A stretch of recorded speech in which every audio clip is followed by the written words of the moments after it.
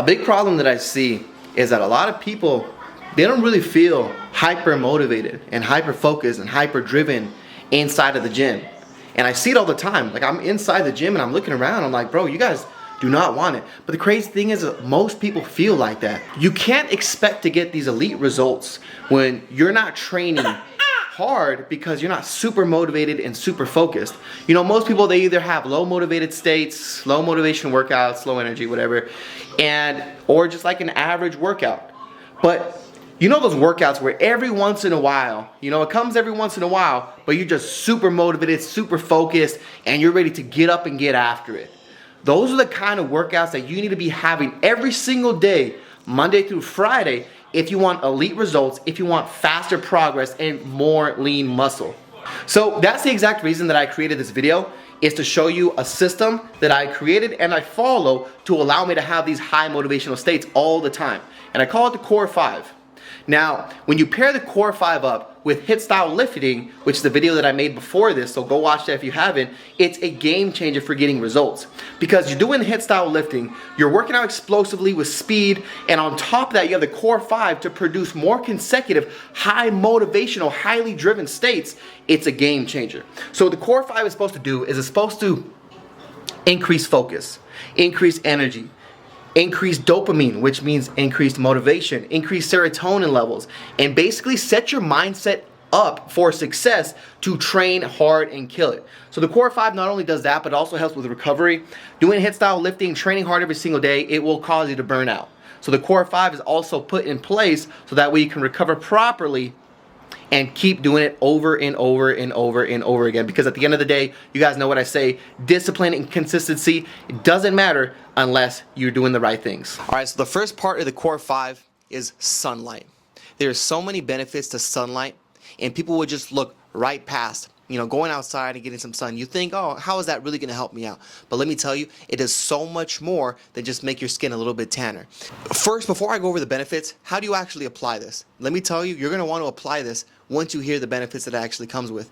So all you gotta do is come outside 10 to 30 minutes, let the sun kind of get soaked up by your eyes. Don't look at the sun directly, but just around it, and then you wanna be shirtless and show as much skin as possible to the sun and let the skin soak it up. And with that in mind, these are the benefits that you're gonna get. It sets the tone for the day energy-wise. And it does this because if you go outside, the first thing you do when you wake up, it actually spikes your cortisol past baseline levels, past normal levels like you would usually do. Because when you wake up, cortisol is at its highest, which is a healthy thing. It takes it to the next step even further, which improves energetic level and the start of the day energy. So a lot of us, we feel groggy, we're not really ready to get up and get after it, but this kind of makes all that go away and you feel more energized right at the beginning of the day. And it makes energy longer lasting throughout the day by coming outside and getting that little boost in cortisol. Number 2 is it increases testosterone, dopamine, and serotonin, which are all driving factors in just feeling good throughout the day, happier emotions, motivation. Dopamine and motivation are pretty much the same thing, so you're getting increases in motivation and testosterone. Who doesn't want more testosterone? The next one is going to be increases in IGF-1 receptor sensitivity. So in the last video, HIIT style lifting, I was talking about how intensity in HIIT style lifting increases IGF-1 production, which basically increases your muscle's capacity to grow bigger and bigger and bigger. A lot of you guys, you stay capped because you're not going intense enough. That's what HIIT style lifting is for. Now what sunlight does is it increases your response to it. You have a better response to it. You are more sensitive to the same response, the same kind of training stimulus. So not only are you a better responder to the IGF-1, but you're producing more hormone, IGF-1 hormone when you're doing the HIIT style lifting and getting sunlight. And then last but not least is it helps you fall asleep at night. So you come outside, what's actually happening is you're signaling the body to wake up first thing in the morning, which when that happens, as the day starts to go on, the cortisol that was once spiked starts to taper off slowly, and by the time you're ready to fall asleep, you know, later that day, it's going to help you knock out faster, which we all know how great a good night of rest actually is. So you're setting yourself up for the day with more energy by getting the sunlight, and you're helping yourself fall asleep faster. This is the difference between the people who are killing it every single day and who aren't. The people who are on TikTok, you know, scrolling first thing in the morning, you know, instantly going for the cup of coffee, trying to put a band-aid over the root problem, but the root problem is you not coming outside and getting some sunlight, which is healthy for your body. You're not incorporating these healthy habits, and it's showing up in your results. You're not training at maximum output. Maybe you think you are, but you're not training at the maximum output that you can be, your potential that you can be. You know, you want these crazy training sessions where you're sweating, you're out of breath, your heart rate zone is in the 190 beats per minute. You're not going to be able to show up like that because you're feeling groggy, because you feel less motivated, because you don't feel as happy, less serotonin.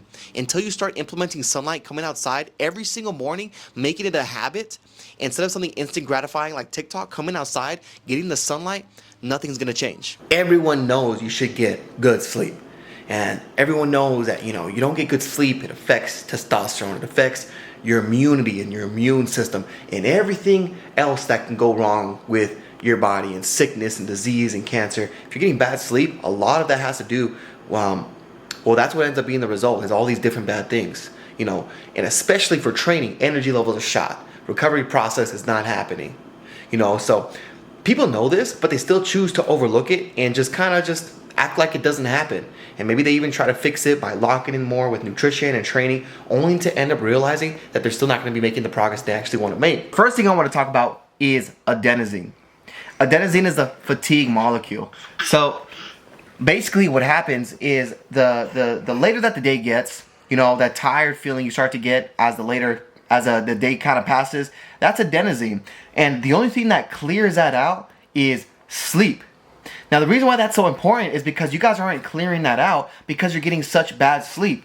And maybe you're even trying to fix it with nutrition and training and maybe some supplements, but it's not going to clear out totally until you start getting better sleep.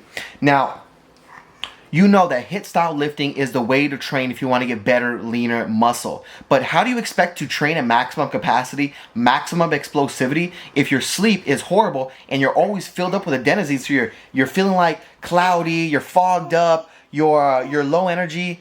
You need to have that sleep in place so that way the adenosine can clear and you can start training at max output.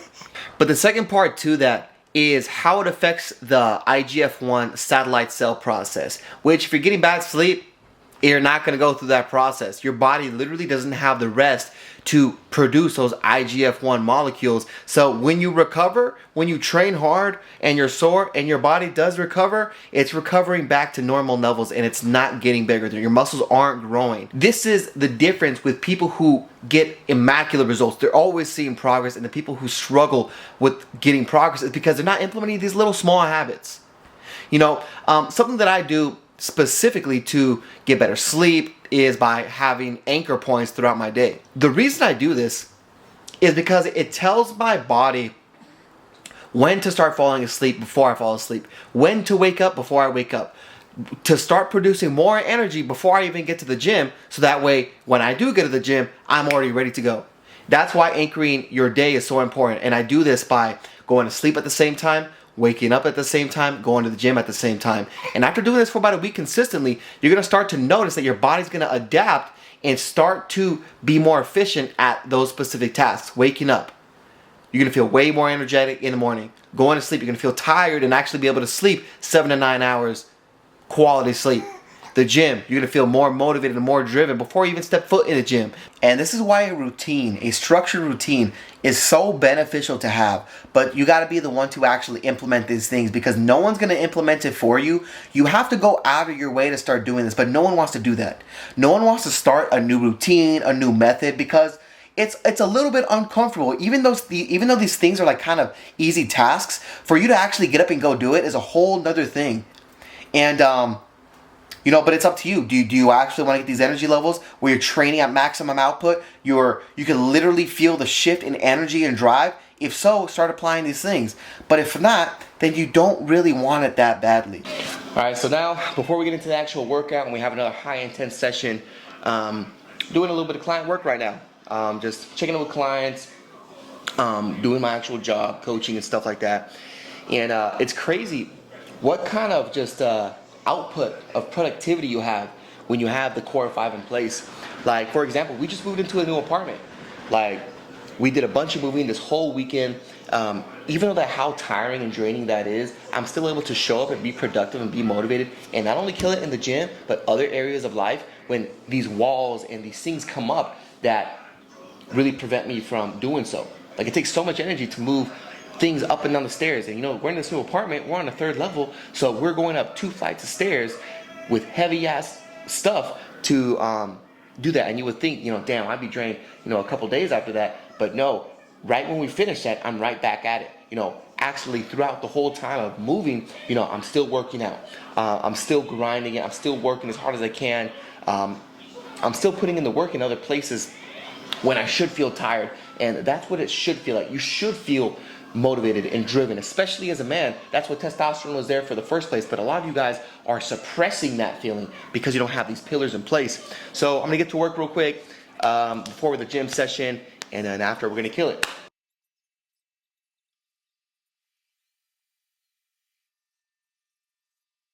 The core 5, that's structure, that's routine. You're being more accountable for yourself. You're realizing that you feel some type of way, low energy, you're not recovering, and that's due to your method that you have in place, your routine.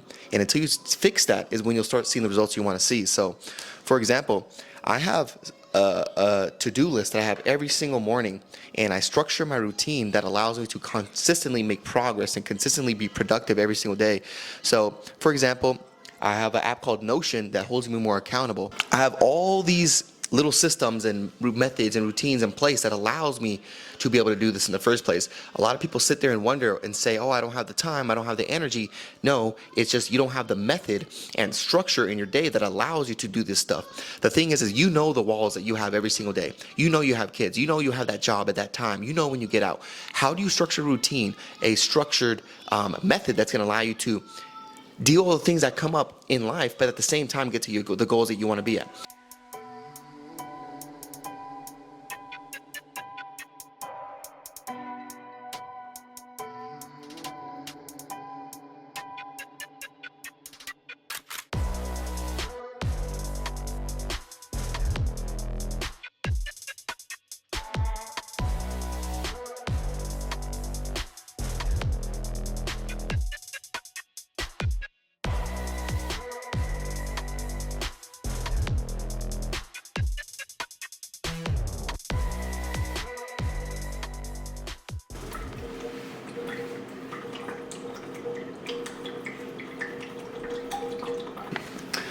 All right, so the next one I wanted to talk about is water.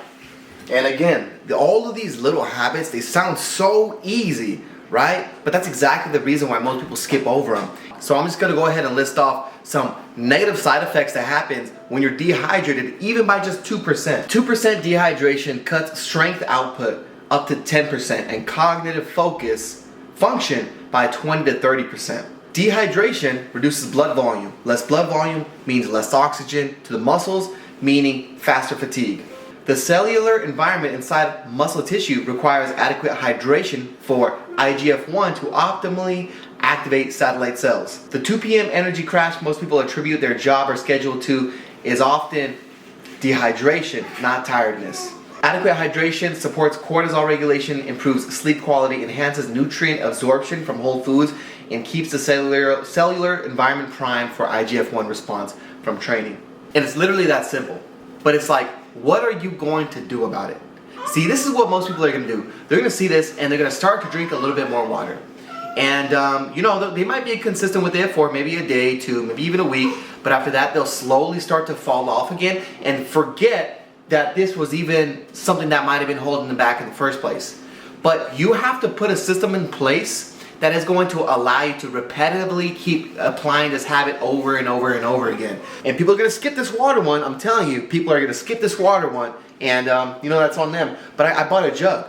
I bought a cool jug that I like and I like using, and it's a cool color, and I'm more likely to use it, especially if I just see this laying around in the house. Especially knowing that I bought it for this exact reason. I'm gonna see it. Oh, I should probably drink some water. Have it with my meals. But I see it more often, and I instead of just saying, okay, I'm gonna drink more water, I actually did something to fix the root problem. So this is what the difference between people who get results. The people who get results is they are actively trying to fix and over these problems and overcome these walls that they deal with that prevents them from getting to their goal, rather than just trying to be a little bit more consistent or trying to be disciplined. Those are the people that are hoping to be more disciplined and consistent, and hopefully they'll fix the habit. versus the people who are actually doing something to change the habit as a whole. So literally changed my life. Once I started doing this, I immediately started drinking a lot more water. So I also know that there's a lot of people out there who are always stressed out and they're always overthinking and they're just chronically stressed.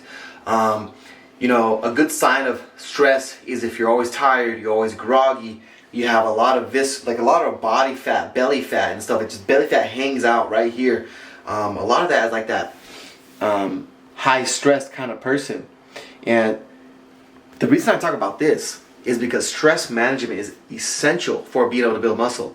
Like cortisol and that IGF-1 hormone that I was talking about that produces more stronger muscles, they're anti-regulatory hormones. So basically meaning when cortisol is up, the IGF-1 hormone is down and vice versa. When cortisol is down, the other brings up. So if you're always stressed long term, you're always overthinking, if you're thinking about your job or your relationship, you're just always in a bad mood, maybe anxiety, all that good stuff. I mean, it's gonna be really hard to build muscle. It's gonna be really hard to lose fat because the body doesn't want to worry about these things and build muscle, lose fat. It doesn't really care about those things when you're always in a stress state. You know, your cortisol is high. It wants to get you safe. It wants to get you back to baseline levels. That's what its primary function is. And it's not worried about building muscle if you're in that state. And on top of that, it's going to be so much less likely you're going to stay consistent with everything else that you're doing. When you're stressed, when I'm stressed, I immediately want to hop towards bad food. Honey buns, Chinese food, McDonald's, all that bad stuff.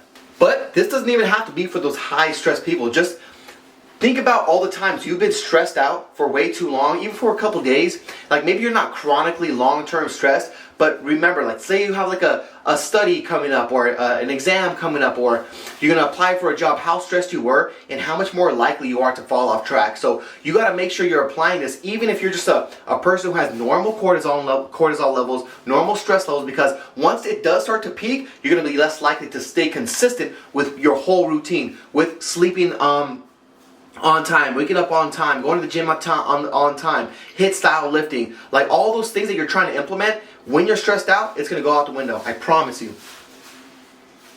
There was a time where I was super stressed out, and the way that I fixed managing my stress level is meditation, actually. A few different variations of meditation, release meditation, where you're releasing negative emotions, those stressful emotions, and being able to clear the mind kind of meditation. Those two meditations. There's just so many different things you can do to calm the nerves, you know, taking hot baths, meditating, reframing the way that you're looking at stress. The biggest tip that I can give you guys is that you have to rewire your brain when stress starts to come up. So what people like to do is they'll feel this stressful emotion and they'll just kind of let it take over their whole day. You know, they keep thinking about what they have to get done or the negative emotion that they're feeling. Me, for example, I dealt with a lot of self-doubt, insecurity. I felt like I had to get the bills paid on time. But the thing is, you got to realize that even though stress just is a natural thing that happens in the body, it doesn't help you out, and it actually makes you kind of shell up and kind of hide away from everything else you got going on in life. And it takes so much energy away from you that you can be putting towards your workouts. So what you have to do is catch yourself in these stress states, and you have to release it immediately. That's why I use release meditation. That's why I learned how to clear the mind, because I know that stress is not going to help me with having more energy to put towards my workouts and the other goals that I have in life. So you have to learn how to do that. Now, the thing is, you have to learn to rewire your brain. So every single time you get like a stressful thought, boom, catch it in the moment and do something to fix it, you know, release it. So if you learn like release meditation, you'll learn how to release these negative emotions in real time, and that will, with consistency, you'll slowly start to learn how to release the stress, which is only going to take that energy that you lost from that stress and put it back towards better recovery, better energy, more intensity in your workouts, being able to lock in with your nutrition and training and all the habits you're trying to implement as a whole. But you have to catch it in real time, because it's going to be easy when you feel an emotion and you just say to yourself, oh, I'm just going to let it kind of take over and I'm not going to try to fix it, you know, and you let it slide and you kind of keep doing that. And then all that happens at that point is you just end up becoming the person who you once were again, instead of actually growing your mindset and become having a stronger, unbreakable mind and moving towards that way. You keep falling back on track because you're letting the stress take over your mind. But that has to do with every single other goal that you have when it comes to the sleep. You know, you might start with getting better sleep, and then after a few days or so, you start going to sleep not on time, and you start going to sleep an hour later, and you give yourself a little leeway, and it just ends up you getting back to your old self and not fixing these habits for sure. You have to catch these little inconsistencies with your mindset, fix them in real time, so that we can actually become the person, the stronger physically person, the mentally stronger person that you actually want to become. Next one I want to talk about is whole foods. We know we should be eating whole foods. We know it's going to make us feel better. So why aren't we eating it? And I think that comes down to the mindset that you guys might be having, where it's like so many people expect to find this perfect plan where they're allowed to eat these bad foods, but also get to the goals that they want to get to. But if you haven't been, seeing the results you want to see, you're not seeing the strength gains, you're not seeing the month-to-month progress, it's because you're trying to have a mindset that's still balanced instead of having this elite mindset. And the guys who are elite and who are always making progress, they're doing the most. They're trying to be as disciplined and locked in with whole foods as much as possible. Not trying to look for this perfect plan that allows balance. They understand that if they're eating whole foods, they're going to train better. They're going to recover better. They're going to feel better, feel more motivated. And eating these processed foods, it's taking away so much of you guys' energy, and you guys aren't realizing it. So, let me just show you some of the negative side effects. You guys might be like eating the protein bars, right? Thinking that it's the best thing for you. There's like this stigma where it's like, as long as you're eating high protein and staying in your calorie range, or in a calorie deficit, that's the only thing that matters, when that's not. The elite guys are tracking their macros. The elite guys are eating high protein, but also getting very high quality protein sources, not these bad processed foods that's making you feel like bad, the low calorie options that's still processed, the protein bars that's still processed. Processed foods cause reactive hypoglycemia, which is the cause for that 2 p.m. crash midday. Systemic inflammation from processed food, which affects your training recovery. So when you're eating these processed foods, it's so focused on trying to get this bad processed stuff out of your body instead of using that energy towards being actually being able to recover. So when you're recovering, you just recover back to the same muscles that you had, the same strength that you have, and it's not actually growing because it's using the energy trying to get the processed foods out. When you're eating processed foods, it affects your gut, and your gut is 90% of being able to produce serotonin in the body, and 50% of dopamine comes from your gut. So indirectly and directly, it's affecting those things: your motivation levels, your energy levels, your feel-good emotions, to be able to be ready for the day and conquer the day.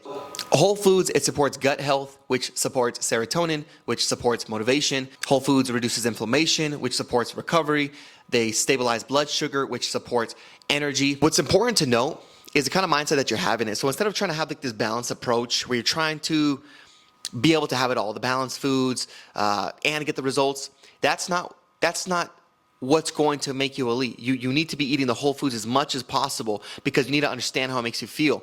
And you got to switch your mindset from the standard of trying to look for this balanced approach and having the mindset where it's like, okay, when I eat whole foods for a week straight, how am I actually feeling?